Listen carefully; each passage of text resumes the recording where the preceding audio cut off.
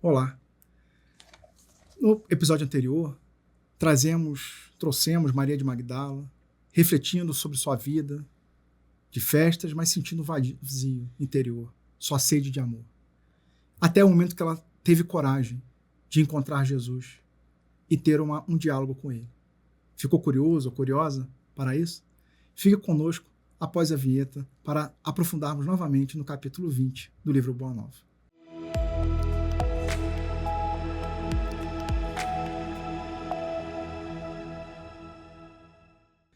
Seja muito bem-vinda, muito bem-vindo ao programa Páginas Espíritas da Comunhão Espírita de Brasília. Estamos aqui hoje novamente com o amigo Mário Augusto, trazendo reflexões do capítulo 20 do livro Boa Nova, de autoria de Humberto de Campos, recebido pelo médium Francisco Cândido Xavier. Essa obra belíssima traz 30 episódios, 30 histórias acerca dos bastidores do que aconteceu naquela época de Jesus e como esse contato que as pessoas tiveram com Jesus modificaram o seu interior. No capítulo 20, na semana passada, a gente começou trazendo as reflexões que Maria de Magdala tinha ao entrar em contato com a palavra de Jesus e se modificar internamente. Viu que as coisas, o dia a dia dela já não tinha tanta beleza como ela percebia antes. Eram as coisas que estavam muito mais materializadas e Jesus vinha com uma proposta mais espiritual. Ela ficou ali na dúvida se ela deveria encontrar com Jesus ou não, se ela seria bem recebida ou não, afinal ela era vista como uma mulher de má vida, até o momento que ela tem a coragem e ela é recebida com muita bondade pelo olhar de Jesus. E foi aí que a gente parou. E agora a gente vai se aprofundar no diálogo que ela teve com Jesus. O primeiro diálogo dela, direto, ela com Jesus. Assim Humberto de Campos registra. Vencendo, porém, as suas mais fortes impressões, assim falou em voz súplice, feitas as primeiras saudações. Senhor, eu ouvi a vossa palavra consoladora e venho ao vosso encontro. Tendes a clarividência do céu e podes adivinhar como tenho vivido. Então ela já começa a perceber que Jesus era de fato ali o Messias esperado por aquele povo e que ele percebia tudo o que tinha acontecido, inclusive na vida dela íntima. Ela vai continuar. Sou filha do pecado. Todos me condenam. Entretanto, mestre, observai como tenho sede do verdadeiro amor. Minha existência, como todos os prazeres, tem sido estéril e amargurada. As primeiras lágrimas lhe borbulharam os olhos, enquanto Jesus a contemplava com bondade infinita. E aí eu volto a registrar o que eu fiz em todos os episódios. Jesus está sempre calmo, está sempre tranquilo, sereno, observando e deixando a pessoa falar e externalizar. Uma coisa que eu anotei aqui, que também eu gosto muito de frisar, ela se coloca como uma filha do pecado. E aí, trazer a etimologia da palavra do pecado, que é o que está registrado ali na base do Novo Testamento, que foi escrito em hebraico, algumas coisas em aramaico, é de mirar e errar o alvo. Então, às vezes, a gente fica muito preso na coisa do pecado, punitivo, quando a palavra pecado, a origem dela é isso, é de você mirar e errar o alvo. Então, eu estou mirando alguma coisa, desejando algo bom, e eu errei o alvo. Tudo bem, a gente reinicia o processo. E ela se sentia como filha do pecado nessa perspectiva de ter errado o alvo. Aquela vida de festas, de abundância, ela percebeu que aquilo ali não era o caminho. E ela começou a se sentir mal com isso. E aí, será que Jesus recusou ela? Será que Jesus refutou, apontou, você está errada e tudo, Eu acho que não, porque a gente já teve até a perspectiva da mulher adúltera, assim, se ninguém, que todos que te acusaram não estão aqui, quem sou eu para te julgar também? Vá aí, não peques mais, vá aí, não voltes a errar o alvo. Só que ela vai continuar esse diálogo com Jesus. Assim, eu ouvi o vosso amoroso convite ao evangelho. Desejava ser das vossas ovelhas. Mas será que Deus me aceitaria? Olha a pergunta, Diante de tudo que eu já errei. E aí vou provocar igual o Mário provocou no episódio anterior. Será que a gente, em nossa vida, os erros, a gente também nunca se pensou nessa perspectiva, será que Deus vai continuar me aceitando, me amando, do equívoco que cometi? E o ponto aqui, nesse começo do programa de hoje, é a questão da culpabilização dela. Que ela se vê em erro, ela se vê em culpa, ela tem vergonha de si, ela utiliza uma expressão, num entendimento muito forte, eu sou filho do pecado. Será que você me aceita? né? Imagina ali a vergonha que ela tava de si, das suas escolhas. E é bom a gente categorizar, pessoal, com os nossos erros. Porque às vezes a gente erra o alvo do pecado, né? E a gente fica numa perspectiva de culpabilização. E vai para a teoria do e se. Muito cuidado com a teoria do e se. E se eu tivesse feito diferente? E se eu não tivesse agredido o meu outro?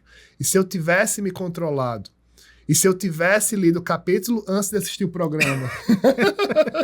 Como é que teria sido diferente? Mas não fez. Porque a gente faz o que a gente pode. Sim. E muito cuidado, sobretudo na sociedade que a gente vive hoje, de estar se cobrando uma pessoa que não é. Não estou falando aqui para nós normalizarmos os nossos erros. Não, muito longe disso. Mas para nós não termos vergonhas de si. Porque a lição do Cristo é de amor próprio, amar o próximo como a si. Nós devemos saber das nossas falhas, nós devemos saber que somos seres vulneráveis, mas, por outro lado, nós temos uma luz íntima para brilhar. O próprio Cristo avisa isso. Vós sois o sal da terra e a luz do mundo. E ela vai ali procurar Jesus. Jesus diz, eu sou filha do pecado. Todo mundo me vê assim, mas só eu sei o quanto eu tenho sede do verdadeiro amor. Imagina ali, eu fico tentando imaginar a aflição de Maria de Magdala procurando Cristo para como se dissesse, me veja, Sim. me trate como uma das suas ovelhas. Será que eu sou digna? Porque o tópico frasal aqui dessa conversa, como diria a juventude desse papo, é esse. Será que eu sou digna, Senhor? Tu fala muito aí nas palavras de vida eterna, na palavra do reino de Deus, mas será que teu papo é firme? Será que teu papo é reto? Tu aceita uma pecadora inata, digamos assim, uma filha do pecado, né? Aí ela fala, eu já ouvi o teu amoroso convite ao evangelho, desejava ser uma das vossas ovelhas. Aí, olha só a pergunta existencial que ela faz. Será que Deus me aceitaria? E aqui, passando a palavra de volta a Anderson, uma reflexão para você que está em casa, para mim e também para Anderson. Quando a gente erra, que a gente fica com vergonha, mas com vergonha mesmo, às vezes vem essa perspectiva. Será que Deus me aceitaria? E se eu tivesse uma outra oportunidade, como é que eu faria? E aqui vem o grande gabarito da vida que a doutrina espírita traz. Terão inúmeras novas oportunidades. E Deus nos aceita. Registra aí a questão 171 do Livro dos Espíritos para pesquisar depois do episódio. Tá porque ótimo. vamos aqui, senão a gente foge. Vamos lá. O profeta Nazareno fitou-a enternecido, sondando as profundezas de seu pensamento. Então ele estava ali analisando todos os pensamentos que Maria de Magdala estava falando, mas estava pensando ao mesmo tempo, né? E respondeu bondoso: Maria, levanta os olhos para o céu e regozija-te no caminho, porque escutaste a boa nova do reino e Deus te abençoa as alegrias. Acaso poderias pensar que alguém no mundo estivesse condenado ao pecado eterno? Primeira pergunta de Jesus para Maria de Magdala. Onde então o amor de nosso Pai? Ou seja, será que está condenado ao amor só ao pecado? Só ao amor? Nunca viste a primavera dar flores sobre uma casa em ruínas? É a primeira imagem que Jesus já coloca para Maria de Magdala. As ruínas são as criaturas humanas. Porém, as flores são as esperanças em Deus. Sobre todas as falências e desventuranças próprias do homem, as bênçãos paternais de Deus descem e chamam. Sentes hoje esse novo sol a iluminar-te o destino. Caminha agora sobre a sua luz, porque o amor cobre a multidão dos pecados. E aí eu tinha feito a menção anteriormente, né, sobre essa frase, que Pedro vai registrar em sua epístola, né, que é o amor cobre a multidão de pecados. E todo momento que Jesus falou assim, será que todo mundo está condenado ao pecado? Errou e não tem mais jeito? Né? E o amor de Deus, onde que isso se encaixa? E aí ele faz a metáfora, né? E aí Jesus usa muito isso, né? As parábolas é um exemplo disso, de coisas do dia a dia, né? Então ele falou assim, olha uma casa em ruína, ela está em ruína, mas ainda assim nascem flores bonitas, né? E aí ele fala, a casa em ruína são as criaturas humanas, que às vezes estão em ruínas, né? Mas ainda assim, a esperança em Deus faz nascer as flores, né? E fala que Deus está sempre nos chamando.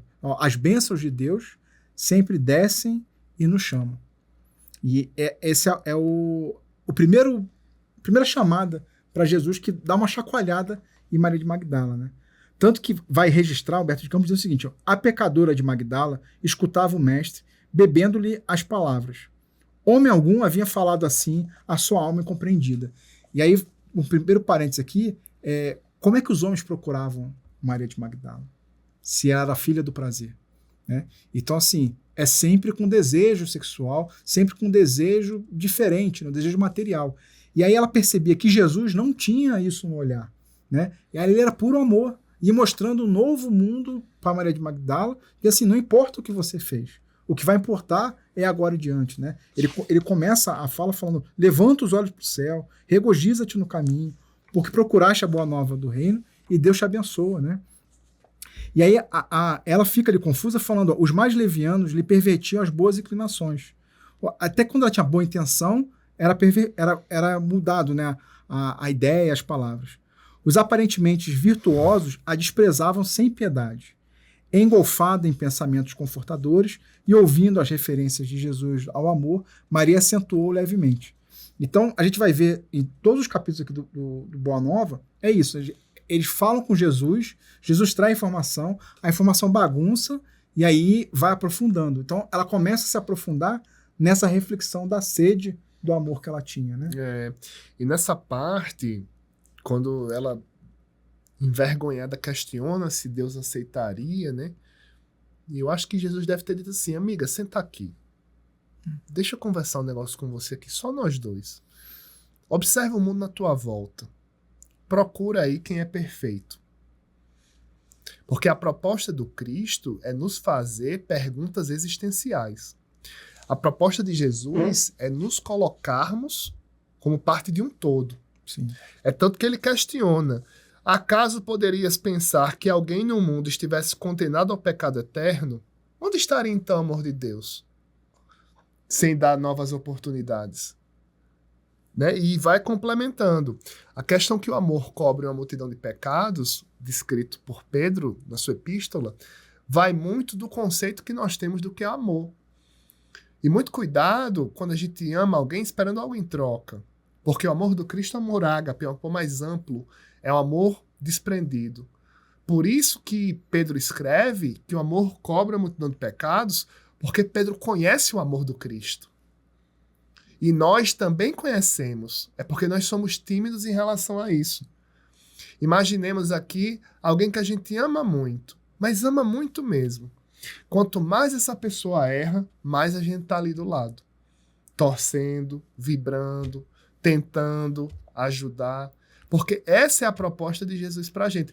O Cristo sabe, conforme Anderson já registrou aqui, enquanto governador espiritual da Terra, ele sabe que nós temos os nossos próprios processos. Então, assim, e quando ele chama Maria de Magdala para conversar, num tete-a-tete, no olho, ela vai ali ampliando o seu conceito de vida. Ela se indaga, né? Olha só, todo mundo me procura pela beleza. E Jesus não. Ele vem me procurar na sede do meu pecado. Sim. Tanto na sede da perspectiva de nascedouro, como também na sede que ela tinha de amor. Na sede e não na sede. Na sede do nascedouro do pecado, como também na sede que ela tinha de amor. No entanto, Senhor, tenho amado e tenho sede de amor. Ela fala muito isso. Ela fala muito isso. E Humberto de Campos traz um registro aqui, nessa parte do livro, que todas as pessoas procuravam Maria de Magdala por um interesse por trás. Por um interesse material. Por um interesse em relação à sua beleza. Já Jesus não. Procura o seu psiquismo. E quanto mais Jesus procura Maria de Magdala, mais ela se sente liberta para confessar, para compartilhar a sua angústia de ter sede de amor. O interessante é que o livro não traz um constrangimento quando Jesus a procura. O livro traz um constrangimento quando ela procura o Cristo. Sim. Mas quando o Cristo acolhe e realmente dá um abraço fluídico, um cafuné psíquico, Sim. ela vai ali se sentindo efetivamente fazendo parte de um rebanho. Sim. Que é o que ela estava desejando ali. Ela queria ser uma ovelha ali do rebanho de Jesus, né? E aí o Mário já colocou, né? Ela falando, né, que ela tem amado, mas ficou a sede do amor. Ela tem amado, mas não tem sido suficiente, né? E aí redarguiu Jesus assim: tua sede é real. Então ele acolhe, né? Ele não critica, não. Sua sede de amor, ela é real.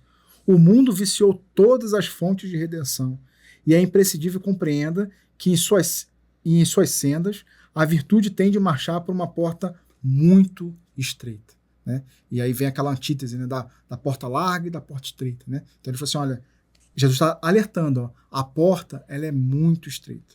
Geralmente um homem deseja ser bom com os outros, ou honesto com os demais, olvidando que o caminho onde todos passam é de fácil acesso e de marcha sem edificações. Ele já começa a alertar que não é fácil.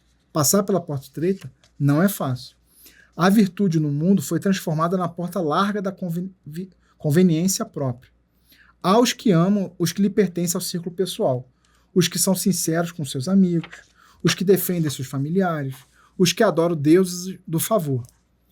Aí vai muito o que o Mário abordou quase agora. O que verdadeiramente ama, porém, conhece a renúncia suprema a todos os bens do mundo e vive feliz na sua senda de trabalhos para o difícil acesso às luzes da redenção. O amor sincero não exige satisfações passageiras, que se extinguem no mundo com a primeira ilusão. Trabalha sempre sem amargura e sem ambição, com os júbilos do sacrifício. Só o amor que renuncia sabe caminhar para a vida suprema. Né? Então ele fala assim, esse amor muito simples, muito pueril, né? Na primeira desilusão já acaba. Né? Quando assim, às vezes no relacionamento amoroso, a pessoa é a última bolacha do pacote. Uhum. Aí a primeira briga, não quero mais saber da pessoa. Então não era amor. Uhum. Tava algo muito parecido com o que Maria de Magdala estava lidando no dia a dia. Né? Jesus coloca assim, não, se é amor, todas essas coisas passageiras passam. Né? E aí a gente pode ver, falando de relacionamento amoroso, né, aqueles casamentos que ficam décadas as pessoas juntas. Então, quantas brigas as pessoas já passaram, quantas desavenças já tiveram entre eles, e eles aprenderam a superar. Né? E aí tem uma passagem que é atribuída, né, ali, num diálogo com o Chico Xavier, que eu ouvi do Raul Teixeira, né, o palestrante também, e diz que teve uma senhora, foi procurar o Chico Xavier, querendo uma solução para o problema dela. E aí falou assim, Chico, meu marido não é muito presente, a gente está brigando muito, né? E aí já são 30 anos casados. E aí quase todo dia tem problema em casa e Jesus falou para perdoar 70 vezes 7. Eu estou fazendo as contas aqui, eu já perdoei ele mais do que 70 vezes 7. Então acho que eu já posso ter o desquite, né? E aí ele fica, o Chico Xavier fica ali meio confuso, né? Tentando dar alguma orientação. E aí quando ele vai falar para ela que faria sentido o que ela estava pensando, que a dor dela era real, como aqui da Maria de Magdala, Emmanuel aparece e fala assim, Chico, calma, não é a proposta de Jesus não é essa. Não é 70 vezes 7 você perdoar a pessoa. É 70 vezes 7 cada erro que a pessoa comete para consigo. E aí, quando o Chico vai falar isso para ela, ela fica desolada, porque ela queria um aval do Chico para o desquite. Aí o Raul Teixeira narra que passaram-se alguns anos, ela volta a procurar o Chico, com uma cara mais triste, né? E aí Chico pergunta para ela o que aconteceu, e aí fala, meu marido morreu, né? Que saudade que eu tenho dele, saudade daquilo ali, daquele momento. Tinha lá briga? Tinha, mas pô, eu gostava do café da manhã. Então, começa a lembrar dos momentos bons. E aí Emmanuel aparece de novo para Chico e falou assim, olha, viu? Sublimou. Todas aquelas coisas negativas que estavam acontecendo no dia a dia, agora ela não lembra, não dá tanta importância como ela dava antes. Ficou a saudade do amor, né? Então é algo que realmente a gente vai aprendendo a construir. E Jesus apresenta isso para ela assim, ó, não é o amor sincero, não se elimina na primeira ilusão, né? Vai ali no sacrifício, sem ambição, sem amargura, né? Só o amor que renuncia sabe caminhar para a vida suprema. Acho que o Cristo deve ter sentado com Maria de Magdala, né? E deve ter dito, amiga, deixa eu te falar uma coisa. Observa aí a tua roupa, adaptando o exemplo, tá? Para o vocabulário de hoje. Os teus perfumes, o teu blush, a sombra que você usa para se maquiar. o amor vai bem além disso. O amor vai bem além do culto ao corpo.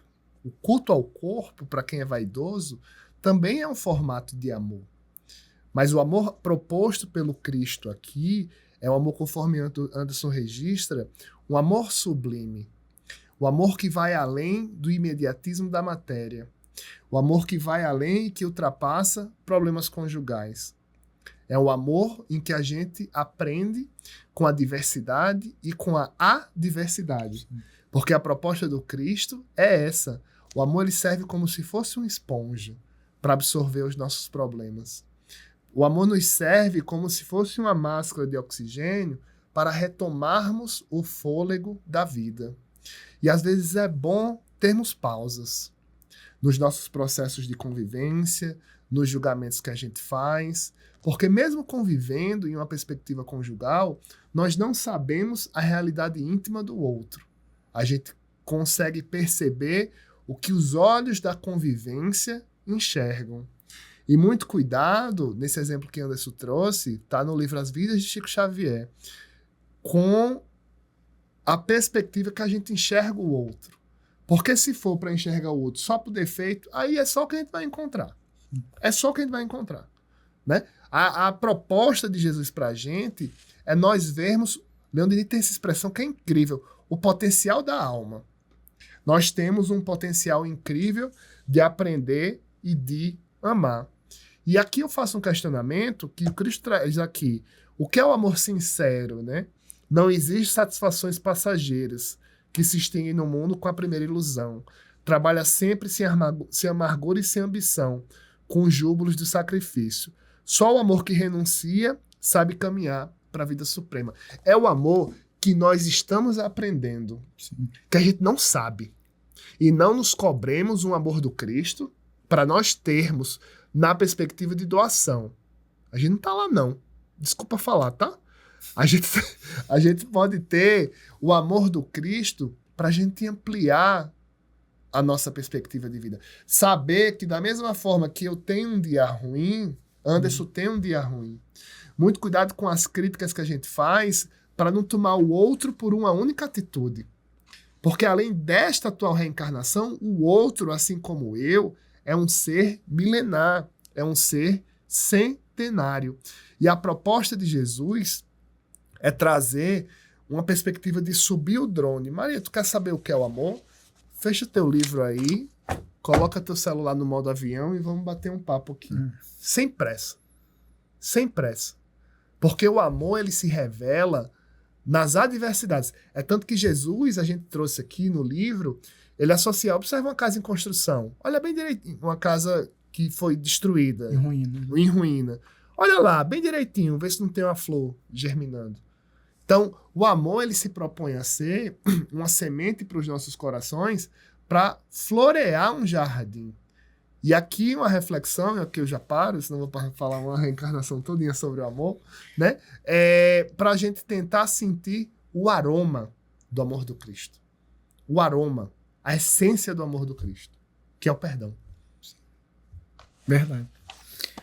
Maria o escutava, embevecida, ansiosa por compreender inteiramente aqueles ensinos novos, interrogou atenciosamente.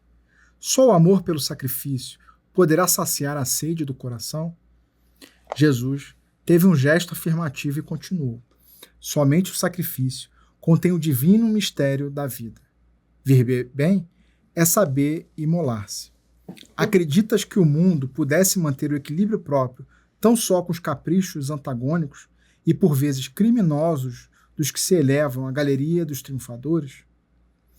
Toda a luz humana vem do coração experiente e brando dos que foram sacrificados. Um guerreiro coberto de louros ergue os seus gritos de vitória sobre os cadáveres que juncam no chão. Mas apenas os que tombaram fazem bastante silêncio, para que se ouçam no mundo a mensagem de Deus. O primeiro pode fazer a experiência para um dia, os segundos constroem a estrada definitiva na eternidade.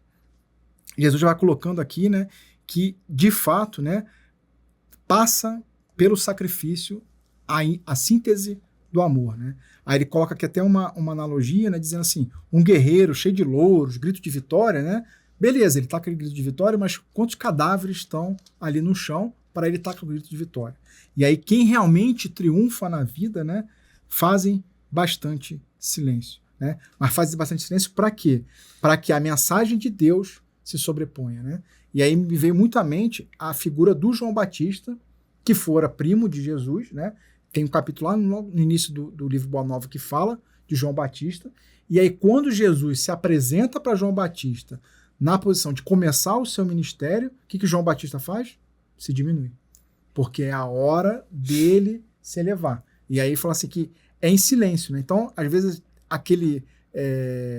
o amor, né? Ali estamos falando do amor verdadeiro, né? Passa por esse caminho de sacrifício, esse caminho mais silencioso, nada de fazer muito barulho, né? Algo ali, pensando na perspectiva de Deus, de fazer no dia a dia para que a mensagem, o amor de Deus, possa vir à tona, né? Sobre o amor-sacrifício, um exemplo aqui, rapidinho, o amor de mãe, uma mãe amorosa, que muitas vezes chora tomando banho, muitas vezes chora durante a noite, muitas vezes chora no metrô, no ônibus, chora ali nos bastidores da maternidade. É uma dor que de protagonismo não é dela, é do filho, mas ela sente. Porque o amor também tem essa característica de nós expandirmos o nosso psiquismo para tentar acolher e socorrer o outro. E muitas vezes a gente não consegue dar conta porque a situação foge ao nosso controle. Mas nem por isso, vamos deixar de amar. Sim. E engraçado que o Mário falou agora de mãe, né? Jesus vai conversar sobre a questão da maternidade com a Maria de Magdala.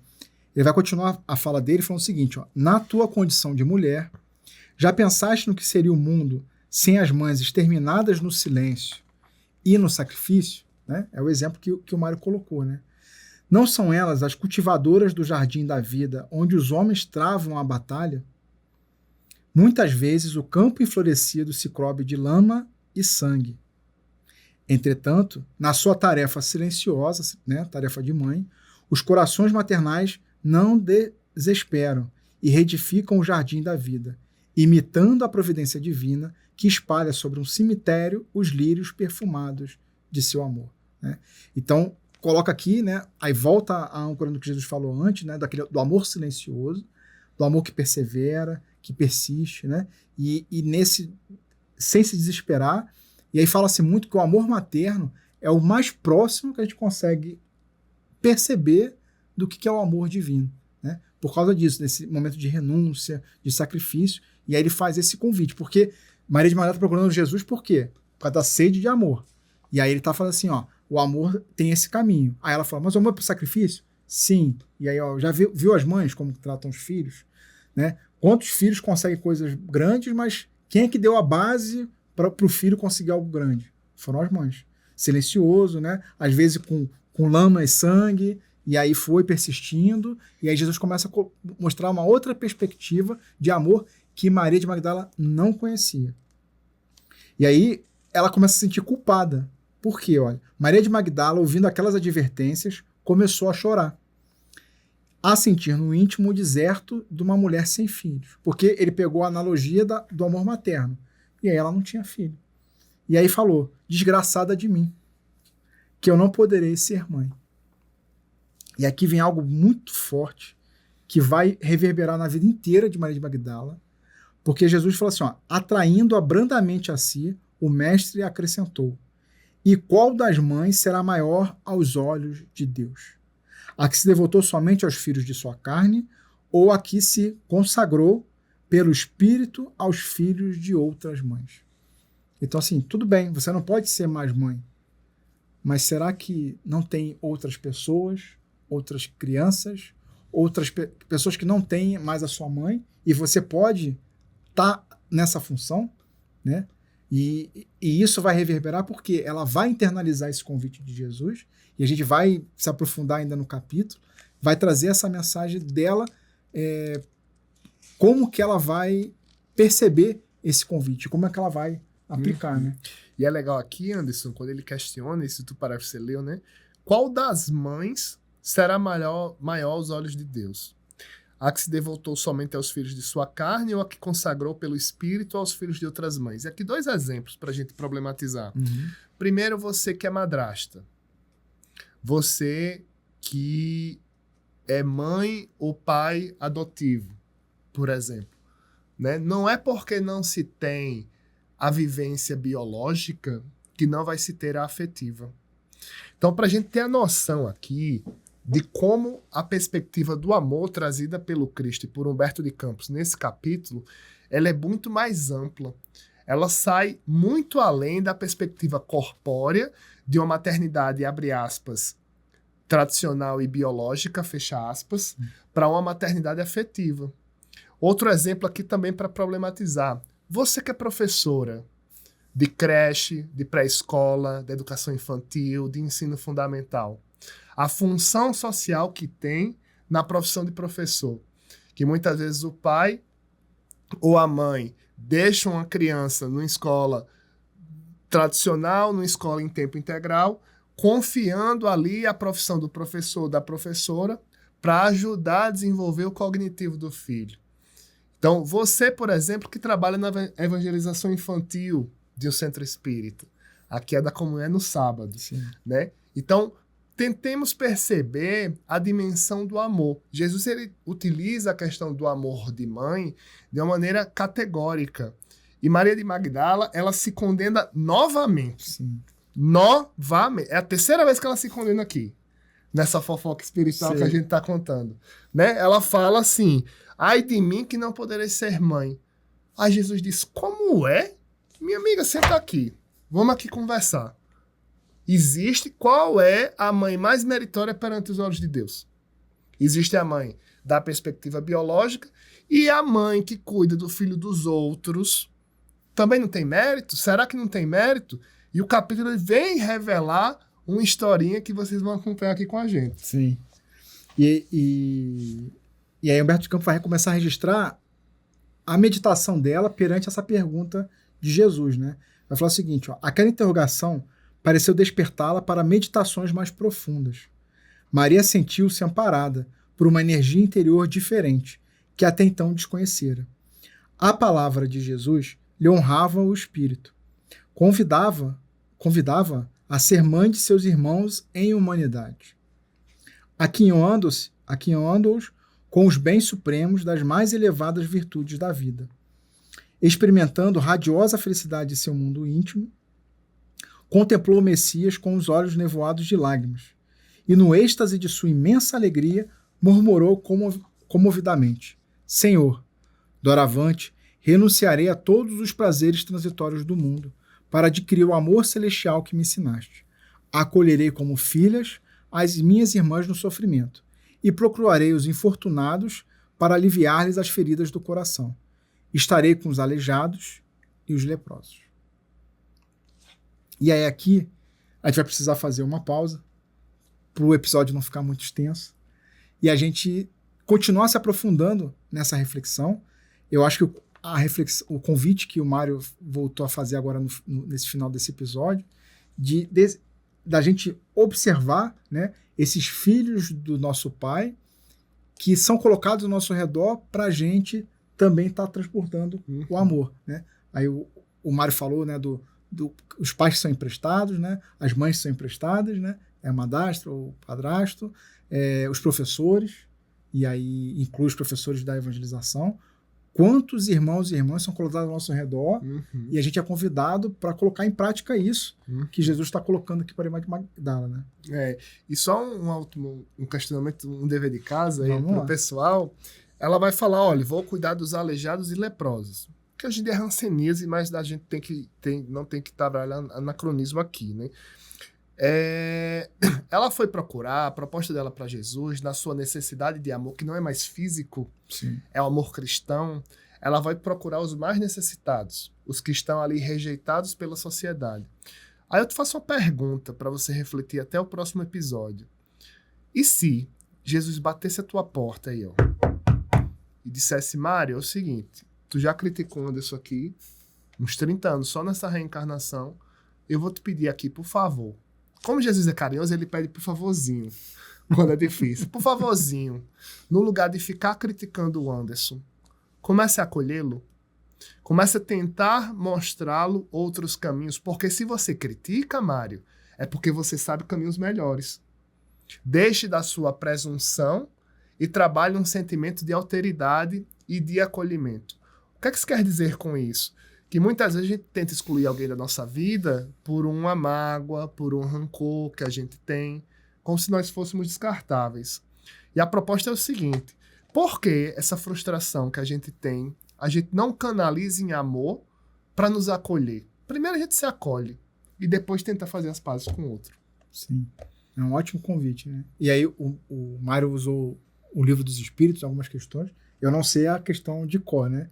Mas tem uma pergunta que Kardec faz para a espiritualidade sobre como que Jesus entendia a caridade, né? O amor em ação. E aí a gente brinca que é a sigla BIP, né? Que é a benevolência para com todos, a indulgência para com o próximo e a perdão de todas as ofensas. É 876. Deixa eu só colar aqui, que eu sou um espírito imperfeito. Eu nem lembro o número, eu só lembro o conteúdo, né? E é isso que o Mário está falando, né? A gente, às vezes, é convidado para aquela pessoa que está mais difícil no nosso dia a dia, seja indulgente, né? Em outro momento, o Mário falou, né? Pô, a gente está vendo só defeito, mas tem coisa positiva lá. Vamos começar a ver. E é indulgência, né? A gente observar o outro com outro olhar. E ainda que o outro... A gente, pô, não estou vendo nada positivo, só estou vendo negativo, então não passa para frente. Guarda pra gente essa observação, continuamos sendo bom, e aí a gente vai estar praticando a caridade como Jesus entendia, conforme a espiritualidade respondeu. 886, Livro dos Espíritos. Tentemos colocar a lupa de Jesus na vida. É difícil. Eu não consigo, por isso que eu tô recomendando. Estamos tentando. Mas se fez sentido para você o episódio até aqui, deixa seu joinha, deixa nos comentários alguma observação, algum ponto que a gente abordou aqui, vocês tiveram uma ideia diferente, a gente vai ficar muito feliz de estar vendo e interagindo nos comentários. Agradecer de novo ao Mário por esse episódio aqui. E ainda não acabou, né? O capítulo ainda não acabou, então o Mário só vai embora quando o capítulo terminar. Coloca aí nos comentários o que é que a lupa de Jesus já fez te enxergar de uma maneira diferente. Muito bom. Então fica o convite. Que a gente possa ter uma ótima semana. Até semana que vem. Fiquem com Deus.